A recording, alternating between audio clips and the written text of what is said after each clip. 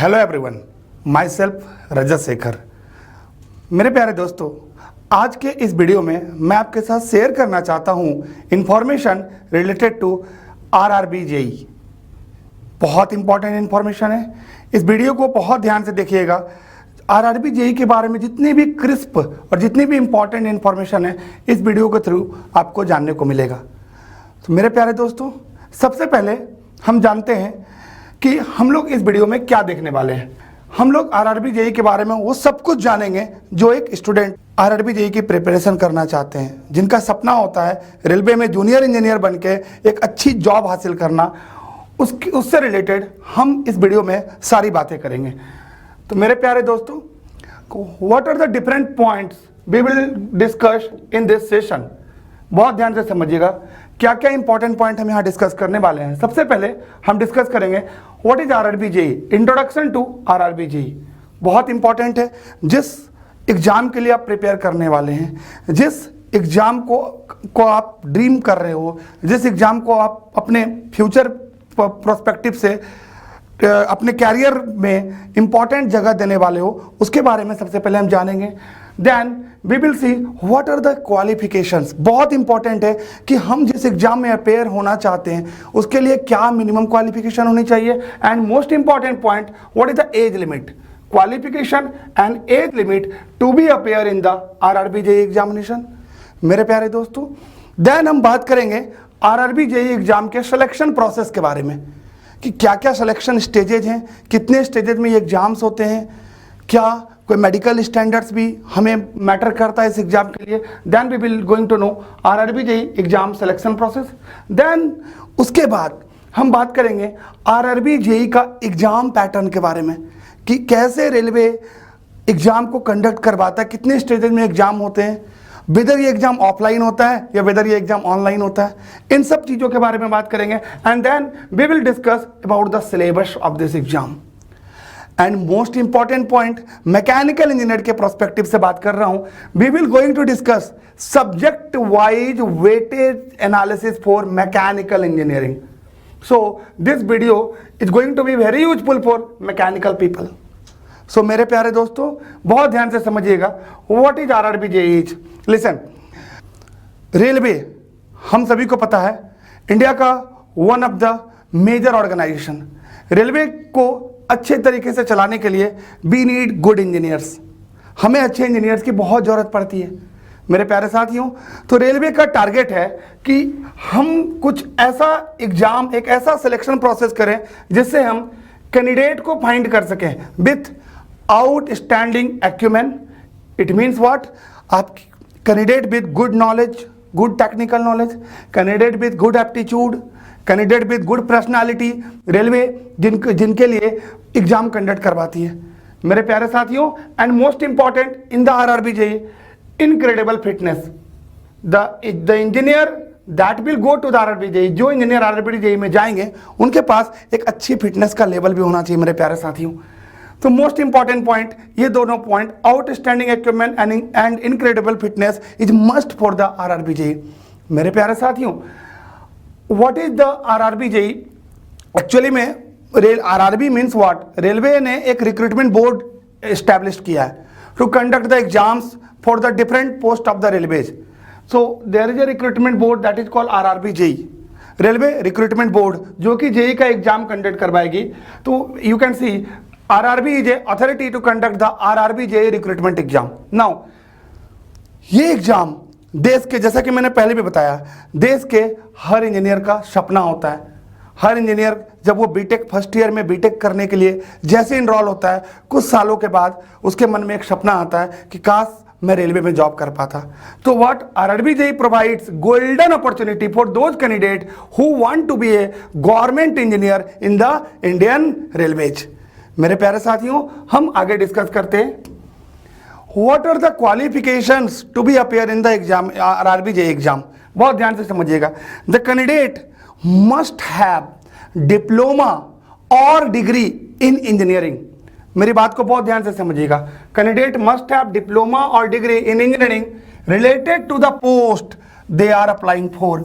If you are applying for the post related to mechanical engineering, then you have to be diploma और degree in mechanical engineering. अगर आप civil engineering के लिए apply करना चाहते हैं तो सिविल में आपके पास डिप्लोमा या डिग्री होना चाहिए। इलेक्ट्रॉनिक्स के लिए अप्लाई करना चाहते हैं इलेक्ट्रॉनिक्स में होना चाहिए। इलेक्ट्रिकल के लिए अप्लाई करना चाहते हैं इलेक्ट्रिकल में होना चाहिए। इलेक्ट्रॉनिक्स कंप्यूटर साइंस के लिए अप्लाई करना चाहते हैं तो कंप्यूटर साइंस में होना चाहिए। तो degree and diploma is either any one, either you have diploma or either you have degree. So मेरे प्यारे साथियों, this is the qualification. Now what is the age limit? This is the most important criteria. मेरे प्यारे साथियों, unreserved category के लिए the minimum age is 18 year. You can see from the advertisement in the RRB JEE, and the maximum age will be 33 years. तो I can say the age limit vary from 18 to 33 years. मेरे प्यारे बच्चों, लेकिन अगर आप different categories में आते हो, like OBC, like SC, like ST and like PWD candidates, age relaxation are there according to the different category. आप आरआरबी के नोटिफिकेशन में जाके ये एज रिलैक्सेशन किस कैटेगरी में कितना दिया गया आप चेक कर सकते हो। एक मैं रफली बताता हूं। For example, in the OBC there is age relaxation of 3 years for non-creamy layer. This point should be noted my dear. For a non-creamy layer 18 to 33 है, OBC के लिए ये 36 हो जाएगा। Similarly for SC ST there will be the age relaxation of 5 years and similarly for other बहुत सारे age criteria हैं, तो आप एडवर्टीजमेंट में जाके देख सकते हो। तो SC ST के लिए 5 years का एज रिलैक्सेशन होता है, OBC के लिए 3 years का होता है। मेरे प्यारे दोस्तों, हम इस वीडियो में आगे बढ़ते हैं। नाउ बहुत इंपॉर्टेंट डिस्कशन, बहुत ध्यान से समझिएगा। आरआरबी जेईई एग्जाम का सिलेक्शन प्रोसेस क्या है। मेरे प्यारे साथियों, 4 इंपॉर्टेंट बात हमें ध्यान रखनी है आरआरबी जेईई एग्जाम्स के लिए। सबसे पहले, RRB JEE recruitment process will be conducted through the following stages. First stage is what? एक कंप्यूटर बेस्ड टेस्ट आपको देना पड़ेगा, जिसको आरआरबी ने नाम दिया है CBT1। मेरे प्यारे दोस्तों, it is called CBT1 means what? Computer based test first stage. This is commonly known by the name CBT1। इसको हम लोग बड़े प्यार से CBT1 के नाम से जानते हैं। मेरे प्यारे दोस्तों, नाउ जब आप CBT1 में अपेयर हो जाएंगे और अगर आप CBT1 क्वालिफाई करते हो, CBT1 क्वालिफाई करने के लिए सर क्या क्राइटेरिया है, हम आगे वीडियो में डिस्कस करेंगे। CBT1 क्वालिफाई करते हो तो आपको CBT2 में अपेयर होने का मौका दिया जाएगा। मेरे प्यारे दोस्तों, CBT1 ने is only a screening test, ये सिर्फ स्क्रीनिंग टेस्ट है। जो मेजर सिलेक्शन है वो CBT2 के थ्रू होता है।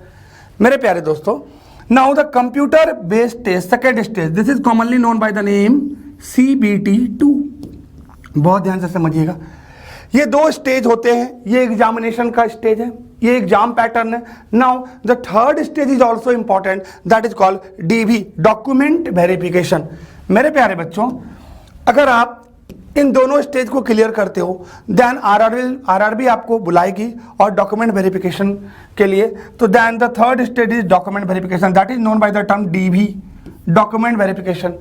And the most important, document verification के बाद भी इस बात की गारंटी नहीं है कि आपका सिलेक्शन हो जाएगा। आरआरबी में जॉब करने के लिए यू नीड जैसा कि हमने वीडियो के स्टार्टिंग में देखा था, you need good fitness criteria. So the third stage, fourth stage is what? Medical examination. मेरे प्यारे बच्चों, मेडिकल टेस्ट आरआरबी एजेंसी ने एक बोर्ड बना के रखा है to test the medical conditions of a candidate. ये चार स्टेज को अगर आप क्रॉस करते हो then you will get a final selection.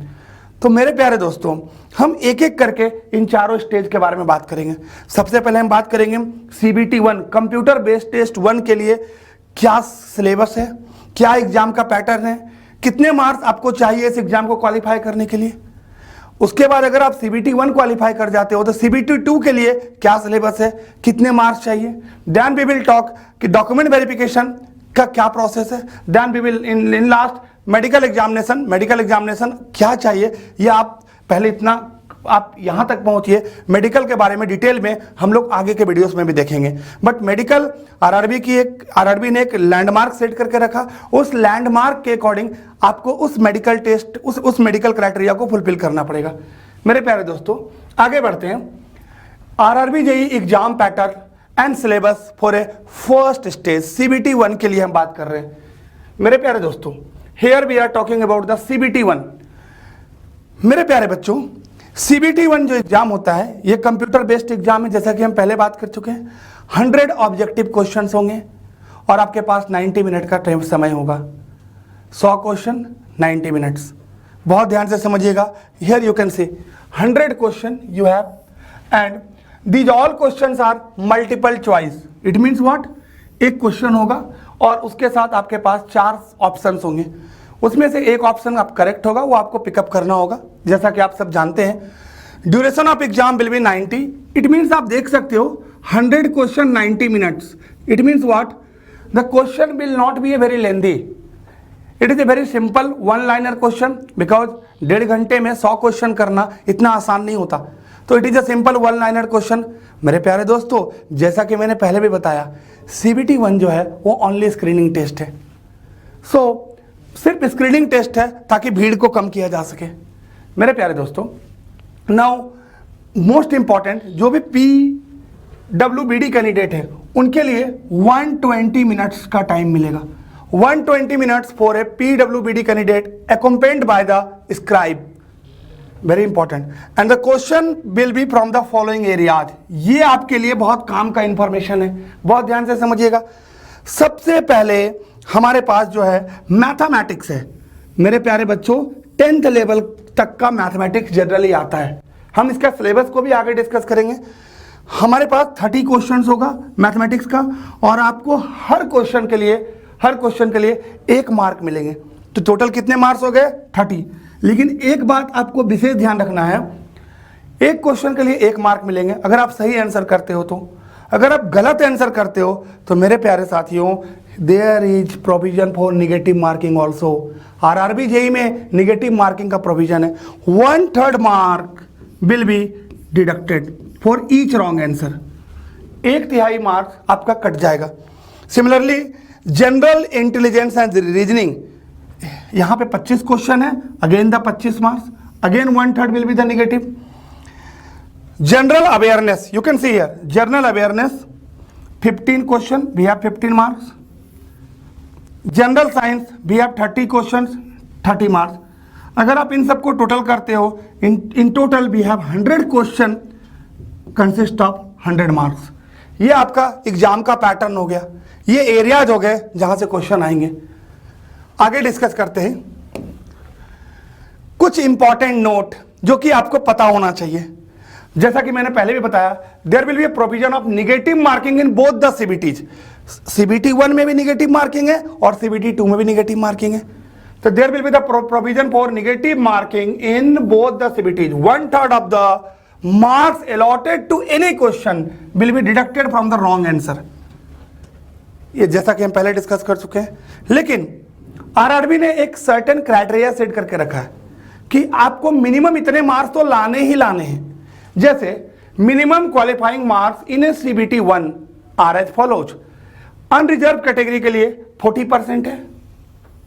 OBC और SC, point to be noted, OBC और SC के लिए 30%। मतलब अगर 100 मार्क्स है तो जनरल कैटेगरी के कैंडिडेट को मिनिमम 40 मार्क्स लाने पड़ेंगे। It means what, you have to got minimum 40 marks. बहुत ध्यान से समझिएगा। Here you have to got minimum 30 marks and for ST categories you have to got minimum 25 marks. हमें 25 number तो लाने ही लाने हैं। इसका यह मतलब नहीं है कि आपके 40 मार्क्स आ गए तो आप CBT 2 के लिए क्वालिफाई हो जाएंगे, ऐसा बिल्कुल नहीं समझेंगे। 40 तो लाने ही हैं, लेकिन 40 का मतलब ये नहीं है कि क्वालिफिकेशन हो जाएगा। एग्जामिनेशन के बाद सारे कैंडिडेट के मार्क्स के अकॉर्डिंग, टॉपर्स के मार्क्स के अकॉर्डिंग एक कट ऑफ डिसाइड किया जाएगा। सपोज आपके 45 मार्क्स आ गए तो आप CBT 1 में मिनिमम क्वालिफाइंग मार्क्स आपने अचीव कर लिया, बट इसका यह मतलब नहीं है कि आप CBT 2 के लिए क्वालिफाई हो गए। There will be a cut off marks.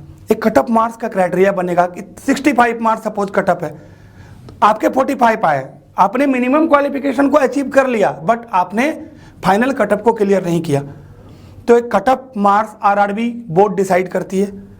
लेकिन एक चीज़ ध्यान रखिएगा, ज़्यादा नंबर ऑफ कैंडिडेट्स होने के कारण अब एग्जाम को एक शिफ्ट में कराना बहुत मुश्किल होता है, तो examination are conducted in multiple shift. मेरे प्यारे दोस्तों, मल्टीपल शिफ्ट में अगर हम एग्जाम कराते हैं तो सारे शिफ्ट का एक नॉर्मलाइज मार्क्स डिसाइड करती है नॉर्मलाइज कटअप कितना हुआ। आपके मार्क्स को नॉर्मलाइज किया जाएगा according to the difficulties. Paper tough हो, आसान हो, किसी शिफ्ट में पेपर टफ हो सकता है, किसी में आसान हो सकता है, उसके अकॉर्डिंग एक नॉर्मलाइज मार्क्स डिसाइड किया जाएगा। मेरे प्यारे दोस्तों, उस नॉर्मलाइज मार्क्स के आधार पे अगर आप मिनिमम कटअप को क्लियर करते हो तो candidate will be short listed for CBT2। Candidate will be short listed for CBT2। Now the last important point, total number of candidate to be short listed for second stage, बहुत important है, will be 15 times, 15 गुना candidate को select किया जाएगा। 15 times the community wise total vacancy. OBC में जितनी vacancy है, OBC के उससे 15 टाइम्स ज़्यादा स्टूडेंट को CBT2 के लिए अलाउ किया जाएगा। जनरल में जितनी वैकेंसी है 15 टाइम्स ज़्यादा अलाउ किया जाएगा। Similarly for other categories. तो ये बहुत इंपॉर्टेंट पॉइंट था, इसको आप बहुत ध्यान से नोट करेंगे, 15 टाइम्स। आगे बढ़ते हैं। CBT1 का सिलेबस आप गूगल पे जाके RRB JEE का एडवर्टीजमेंट डाउनलोड करके देख सकते हो। मैं एक ब्रीफ कर देता हूं। मैथमेटिक्स, जैसा कि हमने बात किया था CBT1 के लिए, we have number system, BODMAS, fraction, decimal and what, square root, ratio, proportion, LCM, SCF, profit loss. It is a maths aptitude up to the 10th level. Percentage, algebra, mensuration, time and distance, time and work, simple and compound interest, age calculation, trigonometry, geometry, pipes and cistern and what, calendar and clock. ये syllabus है आपका mathematics का। Similarly आप इस syllabus का चाहो तो आप स्क्रीनशॉट ले लो, आप गूगल पे भी सिलेबस देख सकते हो। जनरल इंटेलिजेंस एंड रीजनिंग का भी सिलेबस है, जनरल अवेयरनेस का भी सिलेबस है, and most important general science. General science में आपके पास chemistry, physics and life science up to the 10th CBSE syllabus. It is clearly written in the advertisement, ये क्लियरली लिखा हुआ है।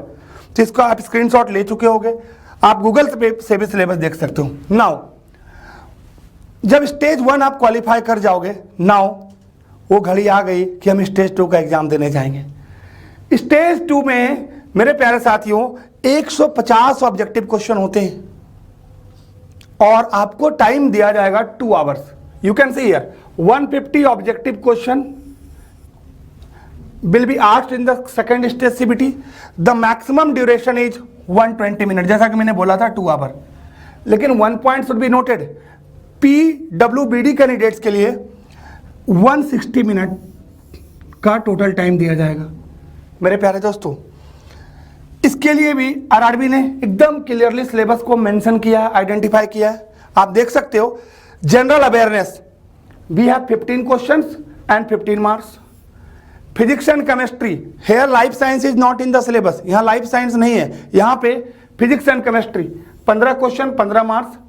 बेसिक्स ऑफ कंप्यूटर, बहुत इंपॉर्टेंट, CBT2 में ना आपको कंप्यूटर का बेसिक नॉलेज होना मस्ट है। Basic of computer 10 questions 10 marks. Basics of environment and pollution control, this is very important aspect of railway. Railway का ये बहुत इंपॉर्टेंट एस्पेक्ट है। Number of questions 10 marks 10। मेरे प्यारे साथियों, ये आपका नॉन टेक का पोर्शन हो गया। It is a non technical portion. Non technical portion है 50 क्वेश्चन, बहुत ध्यान से समझिएगा। नॉन टेक्निकल क्वेश्चन है 50 question and 100 question will B from your technical section. Respective branch से होंगे। अगर आप सिविल इंजीनियरिंग से हो तो सिविल के 100 क्वेश्चन होंगे, मैकेनिकल से हो मैकेनिकल के 100 क्वेश्चन होंगे, इलेक्ट्रिकल से हो, इलेक्ट्रॉनिक्स से हो, कंप्यूटर साइंस से हो, जहां से भी आप बिलोंग करते हो 100 क्वेश्चन from the technical section. And मेरे प्यारे साथियों, total 150 question consist of 150 marks. Now आगे समझते हैं हम लोग। Again the same note, 1/3 negative marking will be there, जैसा कि मैंने पहले भी डिस्कस किया है। मिनिमम क्वालिफाइंग मार्क जैसा कि CBT1 में था वैसा CBT2 में भी है, बिल्कुल सेम 40% फॉर यूआर, ओबीसी और एससी के लिए 30 एंड एसटी के लिए 25। ये ऑलरेडी हम डिस्कस कर चुके हैं। सीबीटी 1 और सीबीटी 2 में ये क्राइटेरिया सेम है। फिर से बोलता हूं, मिनिमम क्वालिफाइंग मार्क्स का ये मतलब नहीं कि आप 40% मार्क्स ले आएंगे आउट ऑफ 150 तो आपका फाइनल सिलेक्शन हो जाएगा। नो, अगेन मल्टीपल सेशन के अकॉर्डिंग नॉर्मलाइज मार्क्स आपके आएंगे, उसके बाद आरआरबी एक कट ऑफ डिसाइड करेगी, then you will go for the final selection. इस बात को विशेष ध्यान रखेंगे। वन इंपॉर्टेंट पॉइंट मैं यहां पे आप लोगों के साथ बताना चाहता हूं, इन द सीबीटी 2 आपके टेक्निकल सब्जेक्ट से मेरे प्यारे साथियों virtual calculators are allowed in the CBT 2। यहां पे वर्चुअल कैलकुलेटर को अलाउ किया गया। इसका मतलब है कि कुछ न्यूमेरिकल प्रॉब्लम्स हो सकते हैं, जैसा कि गेट के एग्जाम में हमारे पास वर्चुअल कैलकुलेटर होता है, बिल्कुल वैसा ही है मेरे प्यारे दोस्तों। ये कुछ इंपॉर्टेंट बात थी। Now RRB JEE second CBT का सिलेबस के बारे में डिस्कस कर लेते हैं। आप स्क्रीनशॉट ले सकते हो। जनरल अवेयरनेस का ये सिलेबस है। करंट अफेयर की नॉलेज होनी चाहिए, जैसा सबको पता है। History of India, geography, polity, economy, world के issues, environmental issues, general and scientific development जो हो रहे हैं across the India and across the globe, इसके बारे में आपको बेसिक जानकारी होनी चाहिए। Physics, chemistry, basics of computer आपको पता होना चाहिए। If you want you can take a screenshot. Now basics of environment, this is very important. आप देख सकते हो adverse effect of environment, pollution and control strategies. Railway में आप एज ए इंजीनियर काम करने जा रहे हो तो मेरे प्यारे साथियों पॉल्यूशन बहुत इंपॉर्टेंट फैक्टर है। हम डीजल इंजन को बंद कर रहे हैं, कोल इंजन को हमने बंद किया पॉल्यूशन को अवॉइड करने के लिए। तो पॉल्यूशन से रिलेटेड नॉलेज एक इंजीनियर को होना बहुत मस्ट है। That's why this is a good initiative taken by the RRB JEE. ये काफी अच्छा इनिशिएटिव है। Air, water, noise pollution, global warming, waste management, very important, waste management, acid rain, ozone depletion, ये सब चीजें आपको पढ़नी पड़ेगी। एंड देन टेक्निकल का जो सिलेबस है वो डिफरेंट ब्रांच का सिलेबस है। आप गूगल पे देख सकते हो। मैंने एक रफ सिलेबस यहाँ पे मैकेनिकल इंजीनियरिंग के लिए एक रफली जो टॉपिक्स हैं उसको समरी करके यहाँ पे दे दिया। जैसे engineering mechanics, very important for RRB JEE. Engineering material, strength of material, these are the subjects. Theory of machines, theory of machines, and then what my dear friend, then machining, heat transfer, fluid mechanics, machine design, fluid machines, machining and machine tool operations, these are the subjects. production है बहुत, production is a very important for mechanical people. metrology and inspection, computer integrated manufacturing, very important. CAD CAM आपको पढ़ना है क्योंकि railway हमारा बहुत advance होते जा रहा है, तो कंप्यूटर की बेसिक नॉलेज इंजीनियर को होनी मस्ट है। That's why production planning and control, this is again the very important. Inventory control. तो मेरे प्यारे साथियों ये एक रफ मैंने आपको सिलेबस बताया।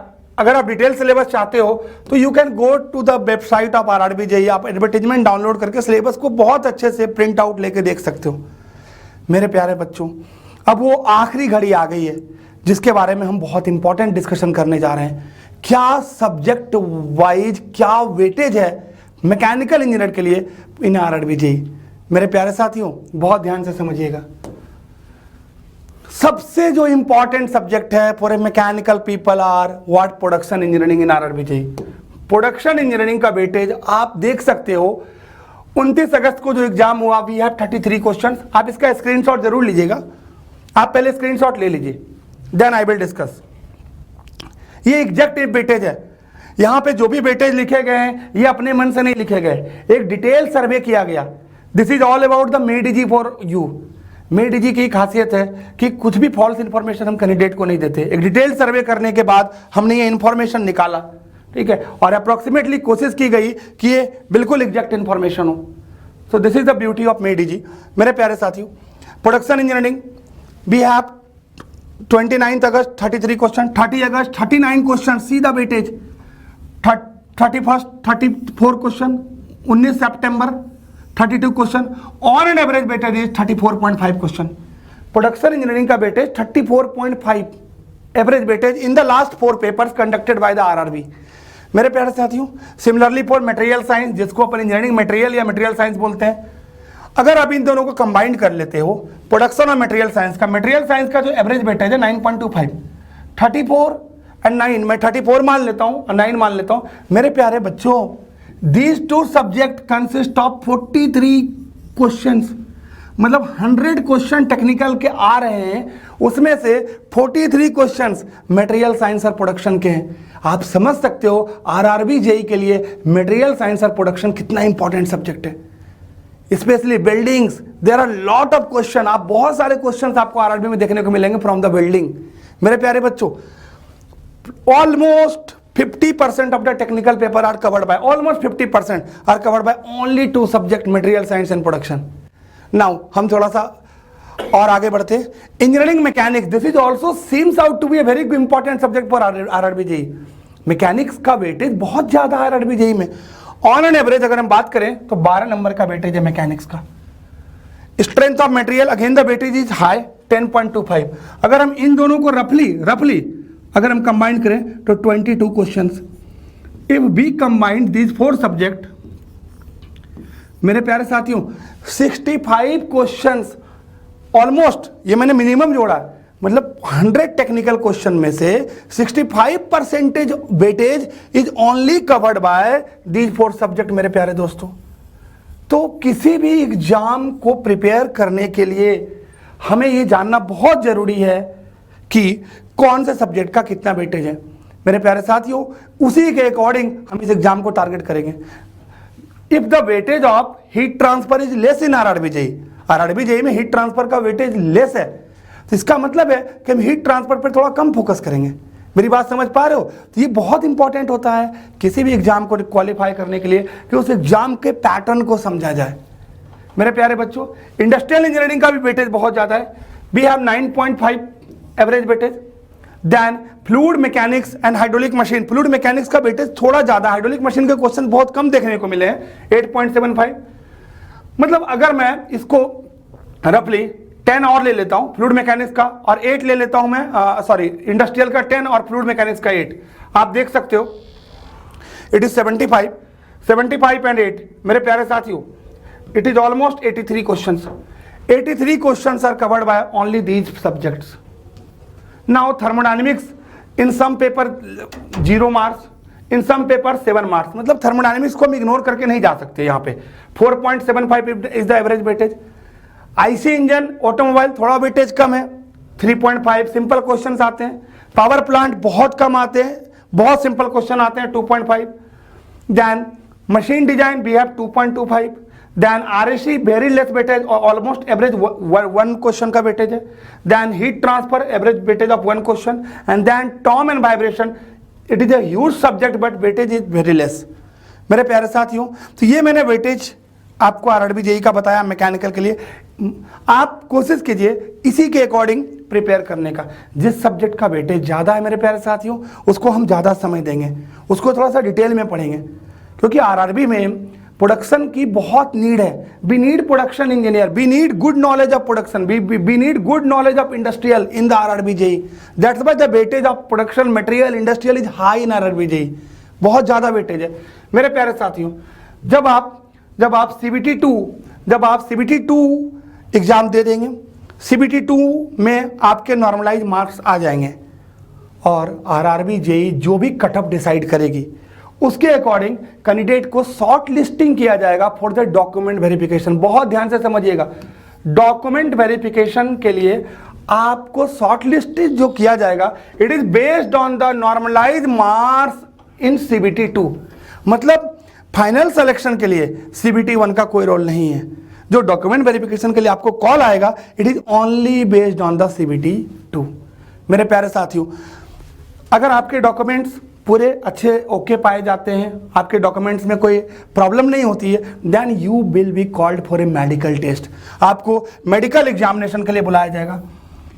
जिस आरआरबी, जिस जोन के थ्रू आप अप्लाई किए हो उस जोन में बुलाया जाएगा।